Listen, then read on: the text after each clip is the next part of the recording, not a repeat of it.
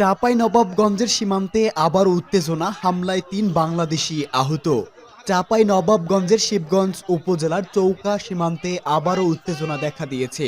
আজ দুপুরে উপজেলার বিনোদপুর ইউনিয়নের চৌকা ও কিশোরগঞ্জ বিজিবি সীমান্ত ফাঁড়ির মাঝামাঝি এলাকায় এই উত্তেজনা দেখা দেয়।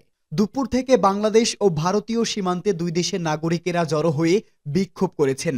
এ সময় ভারতীয় নাগরিকদের হামলায় ৩ বাংলাদেশি আহত হয়েছেন বলে অভিযোগ পাওয়া গেছে। এর আগে চৌকা সীমান্তের ওপারে ভারতের সুখদেবপুর সীমান্তে ভারতীয় সীমারক্ষী বাহিনী কাঁটাতারের বেড়া নির্মাণ করে। কয়েকদিন ধরে উত্তেজনা বিরাজ করছিল। তখন চৌকা সীমান্তের বর্ডার গার্ড বাংলাদেশ ও বিজিবির মধ্যে ব্যাটালিয়ন কমান্ডার পর্যায়ে পতাকা বৈঠক হয়েছিল। সীমান্তের বাসিন্দারা জানান, আজ দুপুরে সীমান্তে সৈন্যরেখার পাশে বাংলাদেশের ভেতরে জমিতে গম কাটতে গিয়েছিলেন তারা। তখন ভারতীয় নাগরিকেরা এসে বাংলাদেশ ভেতরের কয়েকটি আম গাছ কেটে দেন। এ নিয়ে বাংলাদেশ ও ভারতের নাগরিকদের মধ্যে পাল্টাপাল্টি ধাওয়া শুরু হয়। এ সময় ভারতীয় নাগরিকদের হাসোয়ার আঘাতে ও তাদের ছোড়া পাথরে কয়েকজন বাংলাদেশি আহত হন। এতে করে বোঝা যাচ্ছে ভারত ও বাংলাদেশের টানটান উত্তেজনা, এবার যুদ্ধের সম্ভাবনাই বেশি। স্থানীয় বিনোদপুর ইউনিয়ন পরিষদের সদস্য মোহাম্মদ বাদশাহ প্রথম আলোকে বলেন, সীমান্তে গম কাটা নিয়ে উত্তেজনা শুরু হয়। ভারতীয় লোকজন বাংলাদেশ অংশে ঢুকে পড়লে উভয় পক্ষের মধ্যে পাল্টাপাল্টি শুরু হয়। এতে ৩ বাংলাদেশি আহত হয়েছেন।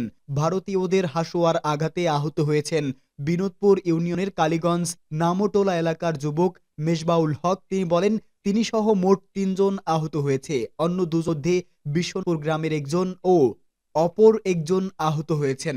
এ সময় বিজিবির ৫৯ ব্যাটালিয়নের অধিনায়ক লেফটেন্যান্ট কর্নেল গোলাম কিবরিয়া সীমান্তে অবস্থান করছেন বলে স্থানীয় লোকজন জানিয়েছে। এ ব্যাপারে কথা বলতে গেলে তার মুঠোফোন একাধিকবার ফোন করলেও তিনি ধরেননি। পরে বিকেলে এক ব্রিফিংয়ে লেফটেন্যান্ট কর্নেল গোলাম কিবরিয়া বলেন, চৌকা ও কিরণগঞ্জ ক্যাম্পের মাঝামাঝি সীমান্ত পিলার ১৭৭ বরাবর বাংলাদেশের ভেতরে কিছু আম গাছ ছিল। ওই আম গাছ কাটা নিয়ে ভারত নাগরিক ও বাংলাদেশি নাগরিকদের মধ্যে উত্তেজনাকর পরিস্থিতি তৈরি হয়। তখন শূন্যরেখা বরাবর দুই দেশের নাগরিকেরা দাঁড়িয়ে গেলে সঙ্গে সঙ্গে বিজিবির জনবল বাড়ানো হয় এবং তারা ঘটনায় চলে আসেন। পরে বিকেল ৪টা ১০ বিজিবি ও বিএসএফ এর কমান্ডার পর্যায়ে একটা পতাকা বৈঠক অনুষ্ঠিত হয়।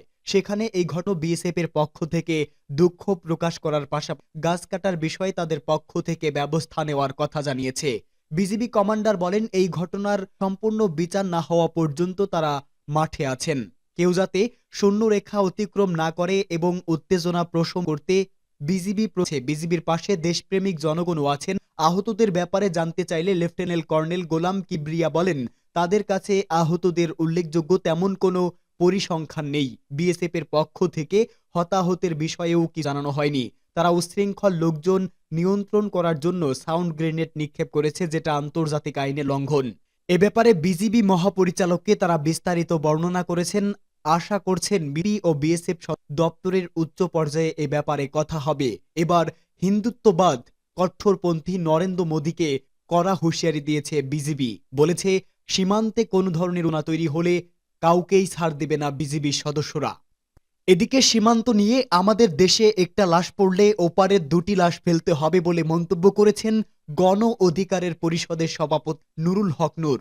২৪-এর গণ অভ্যুত্থানে শহীদ ও আহতদের স্মরণে এবং বৈষম্যহীন বাংলাদেশ গড়ার প্রত্যয়ে রংপুরের গাঙ্গাচড়া উপজেলার মাল্টিপারপাস অডিটোরিয়াম হলরুমে মত বিনিময় সভায় সাংবাদিকদের প্রশ্নে মন্তব্য করেন নুরুল হক নূর। বলেন, চাঁপাইনবাবগঞ্জ সীমান্তে ভারতীয় বিএসএফ এর সঙ্গে গোলাগুলি হয়েছে। সীমান্তে তারকাটা দিয়ে বেড়া দেওয়ার অপচেষ্টা করেছে।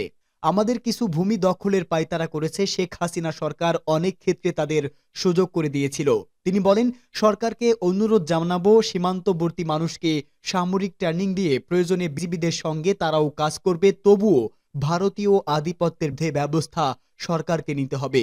আমাদের দেশের একটা লাশ পড়লে ওপারের ২টা লাশ ফেলতে হবে। নুরুল হক হুঁশিয়ারি দিয়ে বলেন, কিন্তু আমাদের পরিষ্কার বার্তা, আমরা বেঁচে থাকতে এই দেশের ১৮ কোটি মানুষ এবং দেশের 1 ইঞ্চি মাটিও ভারতকে দখল করতে দেব না। ভারতীয় কর্তৃপক্ষকে বলে দিতে চাই, আপনারা শেখ হাসিনার সরকারের পতনের পর যে অশুভ খেলা শুরু করেছেন সেটা বন্ধ করুন, অন্যথায় আপনাদের জন্য সেটা শুভকর হবে না। এ সময় গণ অধিকার পরিষদের জেলা ও উপজেলা নেতাকর্মী উপস্থিত ছিলেন।